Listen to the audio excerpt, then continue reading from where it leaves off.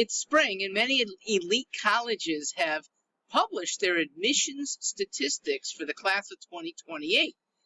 I'd like to comment about one of them, Harvard. Harvard's saw a drop, 5.2% fewer applicants overall in the early round, where the most credentialed kids tend to cluster. It was a 17% drop. That was in fall of 2023. And I think I know why. Now, I counsel students, so it's not just statistics. I hear this.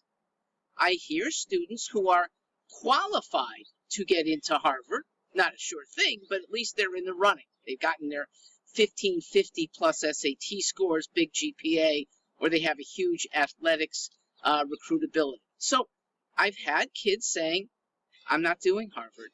I'll apply early to Columbia. I'll apply to Princeton instead. Or I'm going regular decision. Harvard might be one of them, but it's not my top. I'm out. I'm going to Stanford, they might say. I've heard all of those and more.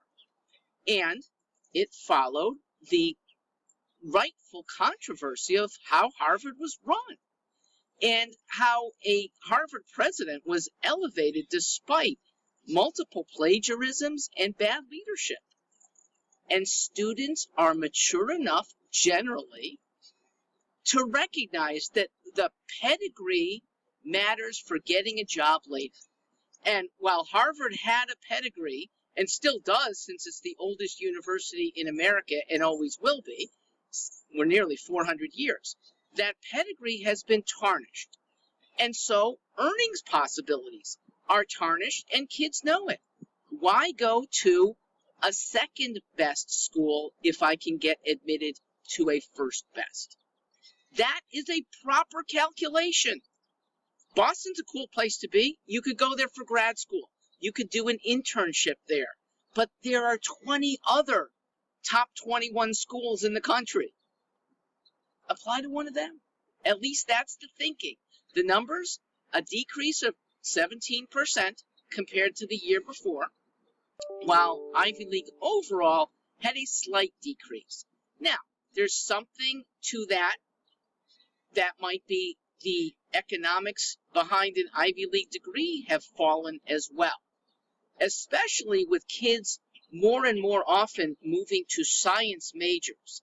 And science is not as driven by pedigree as by what can you do for us when we hire you as a lab technician, a computer programmer, a data processor for an investment bank. These are meritorious things that can come out of almost any college education's program. So do you really need that elite school? For liberal arts, you still need it. And I still advise students to get to the best ranked liberal arts university that you can if that's what you intend to go into after school. Their rankings really matter for getting into graduate programs or getting in with elite employers. I'm Mark Greenstein.